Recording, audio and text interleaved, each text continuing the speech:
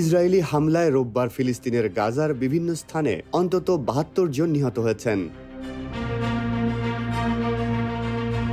আজ সোমবার আন্তর্জাতিক গণমাধ্যম আল জাজিরা স্থানীয় স্বাস্থ্যসেবা ও সংশ্লিষ্ট সূত্রগুলোর বরাত দিয়ে এ তথ্য প্রকাশ করেছে। সূত্রগুলোর তথ্য অনুযায়ী শুধু গাজা শহর ও গাজার উত্তরাঞ্চলে নিহত হয়েছেন অন্তত ৪৭ জন।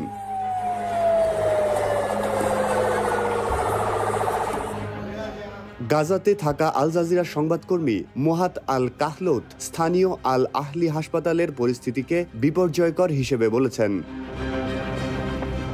মোহাত জানান, জেইতুন ও সাবরা এলাকার পাশাপাশি আল জাউইয়া বাজারে ইসরায়েলি হামলায় আহত বেশ কিছু বেসামরিক মানুষ এই হাসপাতালটিতে চিকিৎসা নিতে আসেন। তিনি আরও বলেন, অনেক আহত মানুষ সেখানে রয়েছে, তাদের মধ্যে শিশুরাও আছে। সবার চিকিৎসার জন্য হাসপাতালটিতে পর্যাপ্ত বেড ও চিকিৎসা সরঞ্জাম নেই। অনেকে মাটিতে পড়ে কাতরাচ্ছেন। মাত্রাতিরিক্ত সংকটের জন্য হাসপাতালটি সেবা দিতে রীতিমতো হিমশিম খাচ্ছে।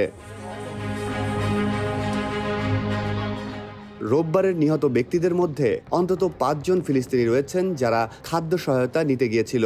স্বাস্থ্যসেবায় নিয়োজিত সংশ্লিষ্ট ব্যক্তিরা জানান, রাফার উত্তরাঞ্চলে গাজা হিউম্যানিটেরিয়ান ফাউন্ডেশন পরিচালিত একটি সহায়তা কেন্দ্রে ত্রাণ নেওয়ার জন্য জড়ো হওয়া ক্ষুধার্ত ফিলিস্তিনিদের ওপর হামলায় এই ৫ জন নিহত হন।